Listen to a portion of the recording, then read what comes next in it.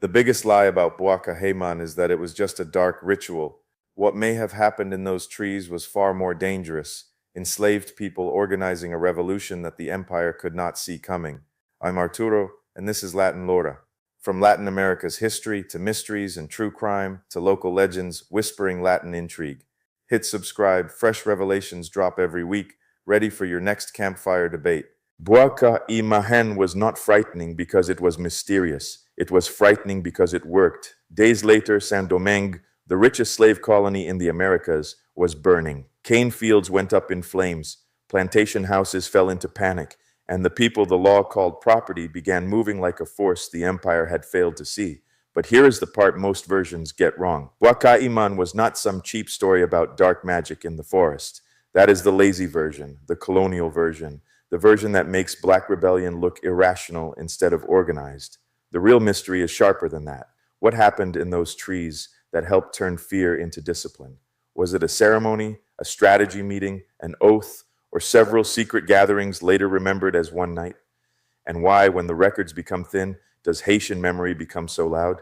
Tonight, we are not chasing a legend to make it more dramatic. We are following the silence around it because sometimes the place where the archive goes quiet is exactly where the revolution begins. The storm comes first, not in the paperwork, in the trees. On a wet night in the north of Saint-Domingue, in August of 1791, people, the law called property, may have sworn to break the richest colony in the Americas. That is the shadow hanging over Bois Caïman. Not just what happened there, but what kind of beginning it was. A ceremony, a strategy meeting, several secret gatherings braided together by memory, or the night the enslaved stopped waiting for history to notice them and began making it themselves. For years, lazy versions of this story asked the wrong question. Did something supernatural happen in the forest? Did a dark pact launch the Haitian Revolution? That is the kind of framing that empire loves because it makes Black rebellion look mystical rather than intelligent. The better question is colder, sharper, and far more dangerous. How did enslaved people, watched, whipped, bought, and sold, manage to organize under the nose of a colony that believed it controlled every breath they took? To feel the answer, you have to feel Saint-Domingue before the fire. France did not see an island. It saw a mint with palm trees, sugar, coffee, indigo, cotton, fortunes stacked in ledgers so high they almost hid the blood underneath. From a distance, the colony glittered like easy wealth. Up close, it stank of cane juice, infection, sweat, and fear. The richest colony in the Americas was also one of the cruelest machines ever built in the Atlantic world. Roughly 500,000 enslaved Africans and Afro-descended people carried that machine on their backs. Beside them stood a much smaller white population of planters, merchants, officials, soldiers, artisans, and poor whites fighting for scraps of status. There were also free people of color, some prosperous, some educated, some landowners, many still blocked from the full rights the white world guarded like a locked gate. Every group felt pressure. No group agreed on what the future should look like. After 1789, France began to shake. Rights, citizenship, revolution. The words crossed the Atlantic like sparks carried in cloth. In Paris, men argued about liberty. In Saint-Domingue, those arguments arrived in a place built on bondage. White factions turned on each other. Free people of color pushed harder for recognition. Colonial authority began speaking with more than one mouth. And beneath that noise, the enslaved were listening, measuring, noticing that power, for the first time, no longer looked immortal. This is where the story gets clever. Plantation society liked to imagine the enslaved as isolated bodies, each one trapped inside one field, one overseer, one punishment. But colonies breathe through roads, markets, kitchens, mills, river crossings, and night paths. Coachmen heard things on the move. Commandeurs watched the timing. Market women carried more than produce. Maroons knew the hills. Healers heard confessions. People the law dismissed as labor were also carrying rumors, memories, and plans from one plantation to the next. So when we reach Bois Caïman, we should not picture a miracle falling from the sky. They could count barrels and lashes with sickening precision, but a vow spoken at night in a wooded place, in languages and gestures they did not control, was another matter. The clerks had paper, the rebels had the trees, and the trees kept better secrets. The strongest reading of what survives says this much. In the north of Saint-Domingue, in August of 1791, enslaved leaders almost certainly met before the uprising. One of those meetings, or a chain of them later folded into one blazing memory, is what Haiti remembers as Bois Caïman, or Bois Caïman. Not a neat scene preserved by a neutral witness, a real threshold felt first in action, then remembered later in story, family memory, and national breath. That last part matters. Revolutions rarely begin in one frozen scene. They gather, first a rumor, then a promise, then a warning, then a test. One man listens. One woman carries the word farther than anyone suspects. A driver counts on whom they can trust. A maroon studies the road. A healer turns fear into resolve. By the time history hears the explosion, the fuse has already traveled a long way. Bois Caïman may have been one unforgettable night inside a longer chain of dangerous meetings. Still, Haitian memory keeps returning to a particular image. A nighttime assembly in a wooded area in or around the Morne Rouge and Plain du Nord world. Boukman Dutti, standing tall in the dark, already larger than a single body.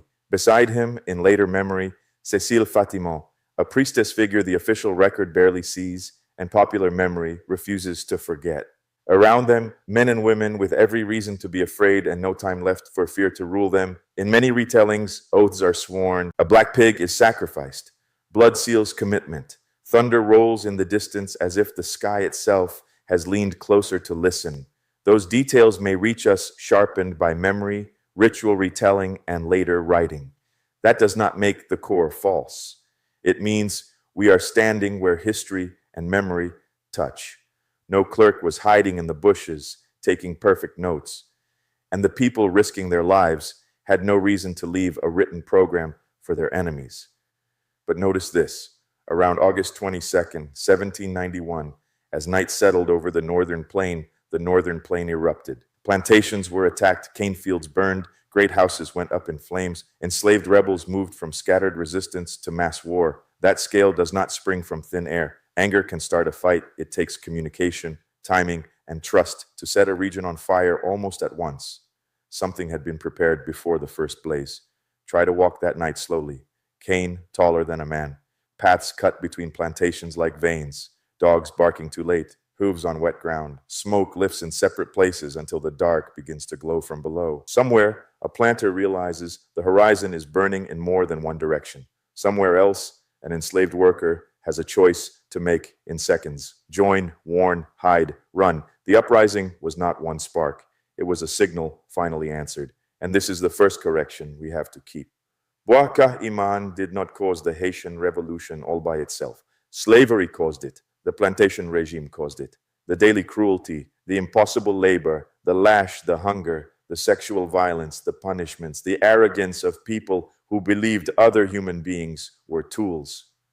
The French Revolution widened the cracks. White factional conflict added more chaos. But structure alone does not rise up. People do. And people still need a moment that binds them to risk. That binding may have been ritual, but ritual here is not decoration. Modern people sometimes talk as if politics happens in one room and the sacred in another. In the world, many enslaved Africans and Afro-Creoles brought with them and remade in Saint-Domingue. Those rooms could be the same room. Oath, healing, spirit, leadership, justice, warfare, protection, and legitimacy were not enemies. Under terror, they could become parts of one language. A ceremony before rebellion was not odd. It made practical sense. Think about what an oath does when death is already close. It tests loyalty. It tells the hesitant that betrayal is not just cowardice, but rupture. It gives frightened people a shape for courage. It turns a crowd into a circle and a circle into a promise. Under slavery, where the regime worked every day to break trust between the enslaved, any act that rebuilt trust was political gold. The sacred did not distract from strategy. The sacred helped sustain the strategy. And notice what frightened the colonists. They feared African and Afro-Creole ritual, not because it looked strange to them, though it did, but because they sensed its force. A gathering where the enslaved prayed together, swore together, and bound themselves to action together was terrifying precisely because it was rational. Colonial writing often called such things frenzy, poison, sorcery, or bloodlust. That language was not wisdom. It was panic dressed up as an explanation. And this is where later lies creep in. Missionaries, racists, and thrill seekers would one day twist Bois Caïman into a devil story, a dark pact, proof that Haiti was born in evil instead of anti-slavery intelligence. That version survives because it flatters the empire. It turns discipline into superstition and courage into a curse. But the truth is dramatic enough already. People held as property were building trust in secret, under conditions designed to make trust nearly impossible. No demon tale can top that. The deeper horror for the plantation world was not magic. It was thought. It was the possibility that the enslaved were not just suffering inside the system, but reading it, mapping it, and preparing to break it. Bois Caïman matters because it may be the place where that hidden intelligence became visible to itself. The night when dispersed workers, drivers, healers, runaways, and field hands recognized one another as something more than labor, a people in waiting, a nation before paperwork, a revolution before flags. Now, some pieces of the scene are still argued over, and they should be. The exact location is debated. The exact number of participants is debated. Whether there was one ceremony or several linked gatherings is debated. Even the famous words attributed to Buckman come to us through later mouths, not through a perfect transcript caught in the moment. Honest history does not erase that uncertainty. It carries it carefully. But uncertainty is not the same thing as invention. Take the prayer associated with Buchman. In the version most people know, he rejects the God of the masters, the God who seems to bless cruelty. He calls the enslaved toward justice, vengeance, and freedom under another sky. Whether those words were spoken exactly that way, syllable for syllable, is not something anyone can prove. But the spirit of the prayer fits the world that followed. Revolutionary memory often saves the blade, even when it loses the exact motion of the hand. The same care is needed with Cécile Fatiman. Haitian memory often places her near the center of the ceremony, and there is a reason that memory has held. But the paper trail around her is thinner and later than many retellings admit. That does not automatically push her out of the story. Colonial records were poor at seeing Black women as political actors unless those women were being punished. Sometimes a missing face in the archive says more about the archive than about the face. The same caution applies to the word voodoo. Many people use it as if a fully fixed, timeless institution simply stepped whole into that clearing. The world of late 18th century Saint-Domingue was messier and more alive than that. Congo inheritances, other African continuities, Catholic borrowings, healing work, spirit language, oath-making, and local invention all flowed together. Calling Bois Caïman voodoo can be broadly right. Imagining a frozen, modern version of it would be too neat. Here's the simplest way to understand the thin paper trail. The colony was good at counting what it owned. It was terrible to hear what it feared. Officials could list how many fields burned, how many animals were lost, how much sugar vanished, and how many people were killed. They were much worse at preserving the inner life of a secret meeting held at night by people they officially called property. If the written record feels incomplete, that is not surprising. It may be the mark of a conspiracy that knew how to stay alive. The lack of a clean file may be one of the most honest clues we have. A successful secret meeting is supposed to leave few receipts. The people planning a revolt had every reason not to write things down. A written plan could be seized, read, and turned into a death sentence. Many political worlds in the colony also moved through voice, gesture, memory, and trusted bodies rather than paper. Silence, in a case like this, is not always emptiness. Sometimes it is a footprint. Once the fires began, the surviving records took on a different tone. Planters, officials, refugees, and soldiers started looking backward through smoke, trying to explain why the world they ruled was suddenly slipping away. Those reports matter. They are precious, but they were written in shock. And shock makes bad witnesses. It turns planning into panic, organization into nightmare, and sacred practice into menace. Colonial accounts often tell us more about white fear after the uprising than about Black strategy before it. War made everything worse. Saint-Domingue did not pass through a calm political dispute. It plunged into one of the most violent transformations in Atlantic history. Papers burned, homes burned, offices burned, people fled, commands shifted, stories split and rejoined in exile, memory, rumor, and testimony. So no, there was never going to be one perfect folder labeled Origin of Revolution. That expectation belongs to peaceful bureaucracies, not to a colony being torn open by the people it tried to own. And yet the story did survive, not first in the ledgers, but in mouths, in family memory, in ritual memory, in the stubborn habit people have of repeating the night that changed everything. Decades later, Haitian historical writing and national memory helped carry that story onto the page. The important point is not that they invented, Bois Caïman, out of nothing. It is that they wrote in a world where the revolution was still close enough to be carried in living recollection. That is how founding scenes grow. History, especially wounded history, condenses. A long process becomes an image that people can carry. Trees, storm, oath, blood, fire. A scene like that travels because it holds a larger truth without needing to explain every mile of road behind it. Bois Caïman became bigger than the surviving file because the event named something real.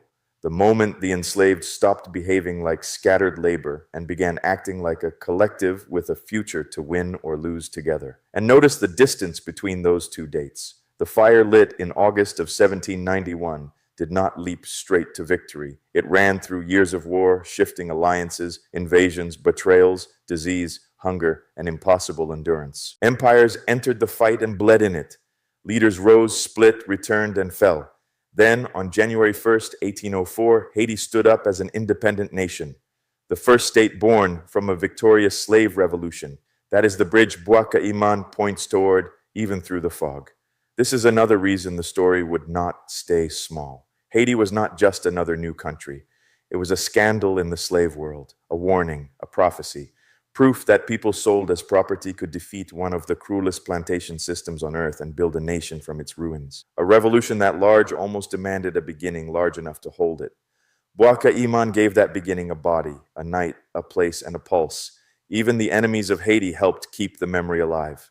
Colonial writers and later anti-Vodou voices repeated the story to mock it, fear it, or poison it. They turned consecration into barbarism. They called dignity darkness. They repeated the scene so often that, even while trying to discredit it, they kept admitting that something powerful had happened in those woods. Demonization is still a form of memory. The empire could not stop talking about the place that frightened it.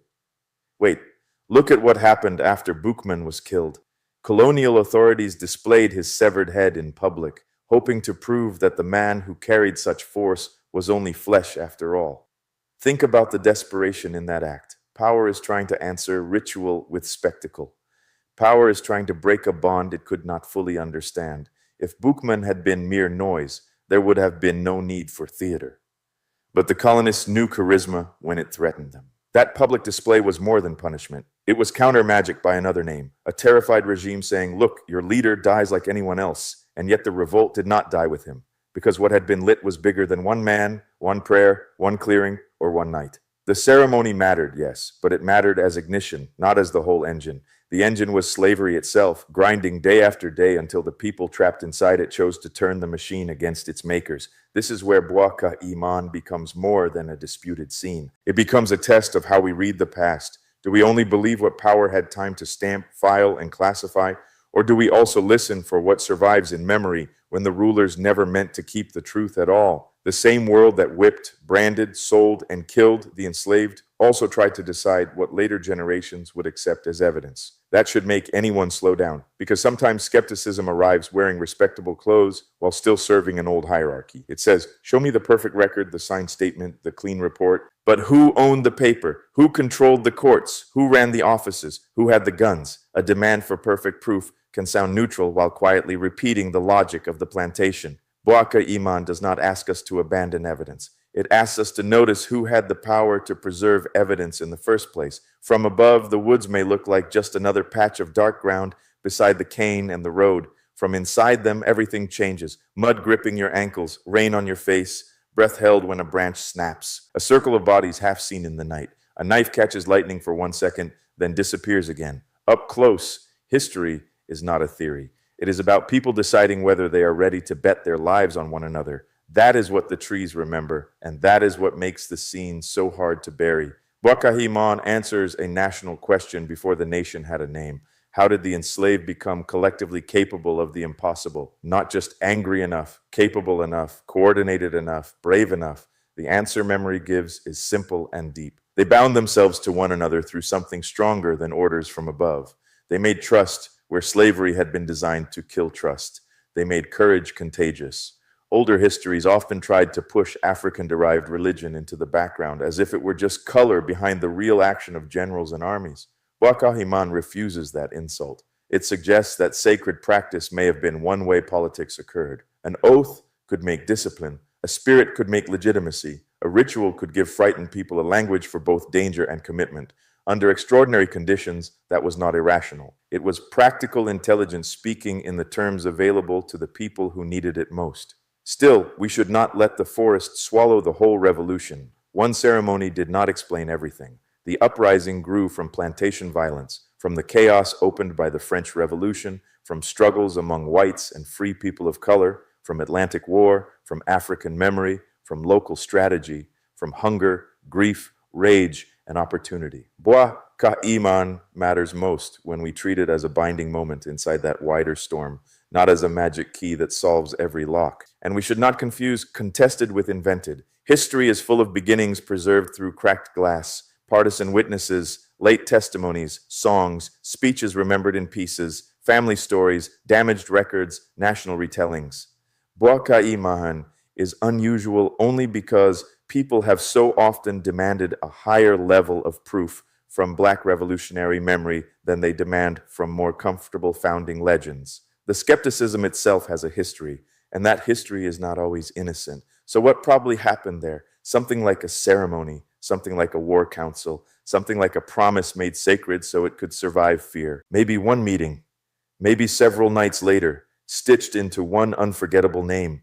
Maybe not every famous detail happened exactly as later retellings say it did, but something happened because the Northern Plain did not simply wake up angry on August 22nd. It woke up prepared, and preparation always leaves marks, even when paper misses them. In that sense, Bois Caïman is neither a perfect recipe nor a floating legend. It is a scar. You can argue over its edges, but you cannot deny the wound that made it. The colony felt it, the fires confirmed it, the reprisals proved it, the memory carried it, and the nation that emerged from 13 years of war kept returning to that wooded threshold because it understood something the empire never could. A people can become real before their masters agree to write them down. So when someone asks whether Bois Caïman was real, the most honest answer is this: real enough to help launch an uprising, real enough to terrify a slave society, real enough to survive in Haitian memory long after the first papers were lost, burned, or twisted by fear. Not real in the childish sense of a perfect movie scene with every line preserved. Real in the harder sense, a night or several nights when trust hardened into action and action changed the Atlantic world. And maybe that is why the story still breathes, because it begins in the place where the empire had the least control, not in the courtroom, not in the governor's office, not in the merchant's ledger, in the dark, under trees, among people who were supposed to remain separate, silent, and afraid. The masters had receipts. The rebels had memory. And when the time came, memory moved faster than paper, faster than horses, faster than the colony's sense of safety.